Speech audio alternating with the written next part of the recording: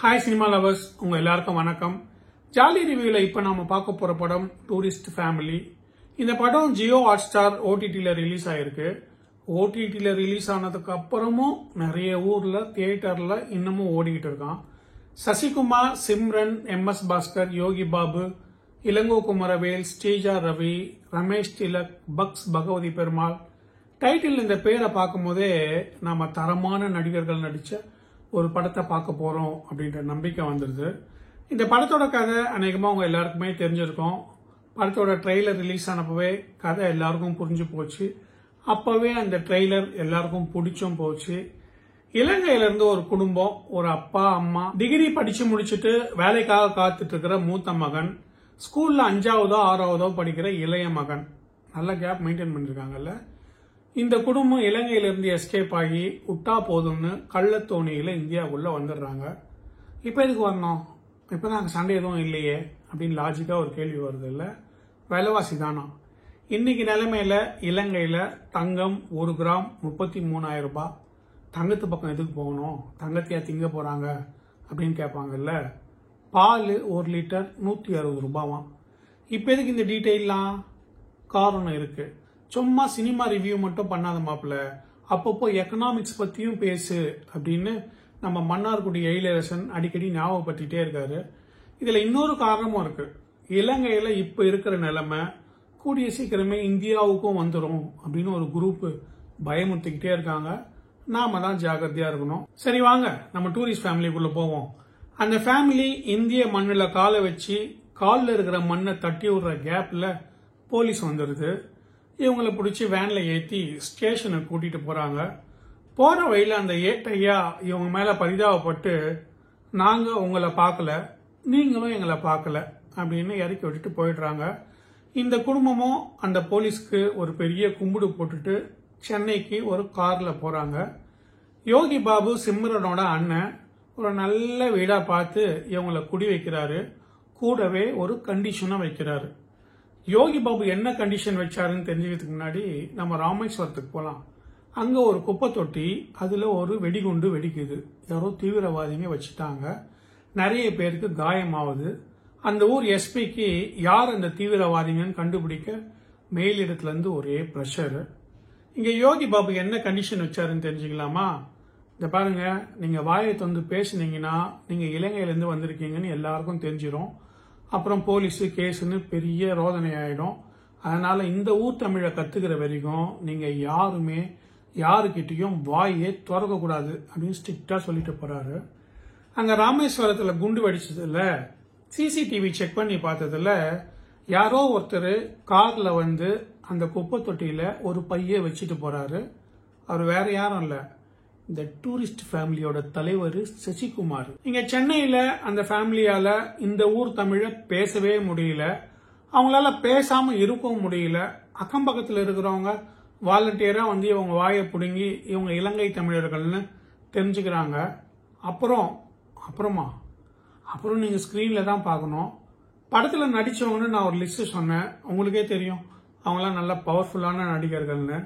இந்த படத்துல என்ன நடந்திருக்குன்னா, நமக்கு முன்ன பின்ன தெரியாதவங்க, துண்டு கேரக்டர்ல நடிக்கிறவங்கள கூட அந்த டைரக்டர் பெண்டு நிமித்தி நல்லா நடிக்க வச்சிருக்காரு. எல்லாருமே தேவையான அளவுக்கு தான் நடிச்சிருக்காங்க. ஒரே ஒரு கேரக்டர், என் தம்பியை காணோம் கண்டுபிடிச்சு கொடுங்க அப்படின்னு போலீஸ் ஸ்டேஷனுக்கு வர கேரக்டர் மட்டும் கொஞ்சம் ஓவர் ஆக்டிங் மாதிரி தெரியும். கொஞ்ச நேரத்திலேயே எதுக்கு அந்த ஓவர் ஆக்டிங்னு புரிஞ்சு நமக்கு சிரிப்பு வந்துருது. படத்தோட பெரிய பலம் ஸ்கிரீன் பிளே. ஒரு கதை, அதுக்குள்ள சின்ன சின்ன சிறுகதைகள் மாதிரி சீன்ஸ் வச்சிருக்காங்க. கிளைமாக்ஸ்ல ஒரு பெரிய ட்விஸ்ட். அந்த ட்விஸ்ட்லயும் காமெடி சீரியஸ் ரெண்டுமே இருக்கு. இந்த படத்தோட டைரக்டர் படத்துல நடிக்கிறவங்கள மட்டும் இல்ல, படம் பார்க்குற நம்மளையும் படம் ஆரம்பிச்ச கொஞ்ச நேரத்திலேயே அவர் கண்ட்ரோல்ல எடுத்துட்டு போயிடுறாரு. அவர் இஷ்டத்துக்கு நம்மள மாத்தி மாத்தி தோச்சி எழுதுறாரு. சில சீன்ல சிரிக்க வைக்கிறாரு, சில சீன்ல அழ வைக்கிறாரு. சிரிச்சு முச்ச உடனே அழ வைக்கிறாரு, அழுது முச்ச உடனே சிரிக்க வைக்கிறாரு. சிரிச்சு உங்களுக்கு மனசு லேஸ் ஆயிடும். அழுது கண்ணு கிளீன் ஆகி ஃபேஸ் ஃப்ரெஷ் ஆயிடும். படத்தோட டைரக்டர் தான் வசனங்களையும் எழுதியிருக்காரு. கேப் கிடைக்கிற இடத்துல எல்லாம் நல்லா ஷார்ப்பா ஆப்பு சீவி வச்சிருக்காரு. உதாரணத்துக்கு ஒன்று சொல்லணும்னா, யோகி பாபு அவங்களுக்கு ஃபேக்கா ஓட்டர் ஐடி ரெடி பண்ணி கொடுப்பாரு. அந்த பையன் அதை வாங்கிக்கிட்டு இதை வச்சுட்டு நாங்கள் ஓட்டு போடலாமா அப்படின்னு கேட்பான். ஏய், ஓட்டு போட போனீங்கன்னா உங்களை பிடிச்சி உள்ளே போட்டுருவாங்க, சும்மா வச்சுவாங்க, இந்த ஊர்காரங்களே நிறைய பேர் இதை சும்மா தான் வச்சிருக்காங்க அப்படின்னுவாரு. இந்த படத்தோட நீங்க ஒன்றி போறதுக்கு அந்த 2வது மகனா நடிச்சிருக்கிற கமலேஷ் தான் ஸ்டார்டிங் பாயிண்ட். அருமையா நடிச்சிருக்காரு. பிறந்து 8 மாசத்துலயே நடக்க ஆரம்பிச்சிட்டாராம். அவரு பிறக்கிறதுக்கு நடக்கிறதெல்லாம் ஸ்கிரீன்ல காமிக்கிறது இல்ல. சிம்ரன் ஒரு டேட் சொல்றாங்க, அதை வச்சு குன்சா நாம எப்ப பிறந்திருப்பாரு எப்போ நடந்திருப்பாருன்னு கணக்கு போட்டுக்க வேண்டியதுதான். சிம்ரனும் சசிகுமாரும் அந்த கேரக்டர்ல ரொம்ப பொருந்தி போறாங்க. MS பாஸ்கர் ஒரு ஸ்டைலிஷான பணக்கார எத்திக்ஸோட வாழற சீனியர் சிட்டிசன். இந்த வாழ்க்கையே தன் மனைவிக்காக தான் அப்படின்னு வாழற இளங்கோ குமரவேல், அவர் மனைவியா வர ஸ்ரீஜா ரவி. இவங்களை பத்தி ஒன்னு சொல்லணும். அவங்க ஒரு வாய்ஸ் ஆர்டிஸ்ட். கிட்டத்தட்ட 1500 இருந்து 2000 படங்களுக்கு ஹீரோயின்ஸுக்கே டப்பிங் பண்ணியிருக்காங்களாம். ஷாலினி, தேவயானி, ரம்பான்னு ஒரு பெரிய லிஸ்டே இருக்கு. படத்துல அவங்க காதல் திருமணம் பண்ணியிருக்காங்க. வீட்டை விட்டு ஓடி வந்து 2 பக்கம் வீட்டுல இருந்தோம், ஒருத்தரும் இவங்க வீட்டு பக்கமே எட்டி பாக்குறது இல்ல. அதனால அந்த அம்மாவுக்கு பேசுறதுக்கு யாராவது ஆளை பார்த்துட்டாலே ஏதோ 10 நாள் பட்னியா இருந்தவன் சோறை பார்த்த மாதிரி பெரிய சந்தோஷம் வந்துடும். அவங்க சம்பந்தப்பட்ட ஒரு சூப்பர் சீன் இருக்கு. வழக்கமா அவரு தான் எழுந்து இவங்களை எழுப்புவாரு. நிறைய வீட்டுல அப்படிதான் நடக்குது ப்ரோன்றீங்களா? எங்க ப்ரோ எழுந்துக்கிறாங்க, 9 மணிக்கு எழுப்புனா கூட சிவா தூங்குறவங்களை இம்சை பண்ணினு அப்படின்னு திரும்பி படுத்துக்கிறாங்க. ஆனா இந்த அம்மா அப்படி இல்லை. அவர் எழுப்பின உடனே எழுந்துப்பாங்க. ஆனா ஒரு நாள் அவர் வந்து எழுப்பல. இவங்க ரொம்ப பதட்டமாயிடுறாங்க. பக்கத்து வீட்டு சிம்ரன் கிட்ட வந்து அவர் எழுந்துக்கவே இல்லை அப்படின்னு சொல்றாங்க. நீங்க எழுப்பி பாத்தீங்களான்னு கேட்டா இல்லைன்னு தலையாட்டுறாங்க. அவங்களுக்கு என்ன பயம்னா, ஒருவேளை இவங்க எழுப்பி அவர் எழுந்துக்காம இறந்து போயிட்டு இருந்தாருன்னா அந்த பதட்டத்தை ரொம்ப சூப்பரா காமிச்சிருக்காங்க. படத்தோட டைரக்டரும் ஒரு கேரக்டர் பண்ணியிருக்காரு, நல்லா நடிச்சிருக்காரு. 24 வயசு தானா, சத்தியமா நம்ப முடியல. இந்த படம் இந்த வருஷத்தோட சிறந்த படமா வரத்துக்கு நிறைய வாய்ப்பு இருக்கு. ரொம்ப ஓவரா இருக்கா? அட நீங்க வேற.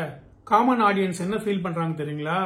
சமீபத்துல ஒரு விஜய் படம், 2 சூர்யா படம், 2 அஜித் படம், ஒரு கமல் படம், இதெல்லாம் பார்த்து பாதி சொத்தை வேஸ்ட் பண்ணிட்டோமே அப்படின்னு ஃபீல் பண்ணிட்டு இருந்தவங்க இந்த ஒரு படம் பார்த்தது எல்லாத்தையும் காம்பன்சேட் பண்ணிடுச்சுப்பா அப்படின்னு சந்தோஷப்படுறாங்க. விட்டா 2 மணி நேரம் படத்துக்கு 4 மணி நேரம் ரிவ்யூ போகும் போல. நான் இதோட ஸ்டாப் பண்ணிக்கிறேன். இந்த வீடியோவை பொறுமையா பார்த்ததுக்கு ரொம்ப தேங்க்ஸ். இந்த வீடியோ உங்களுக்கு பிடிச்சிருந்தா லைக் பண்ணி, ஷேர் பண்ணி, சப்ஸ்கிரைப் பண்ணுங்க. வீடியோ எப்படி இருந்ததுன்னு கமெண்ட் பண்ணுங்க. அடுத்த வீடியோல பார்ப்போம்.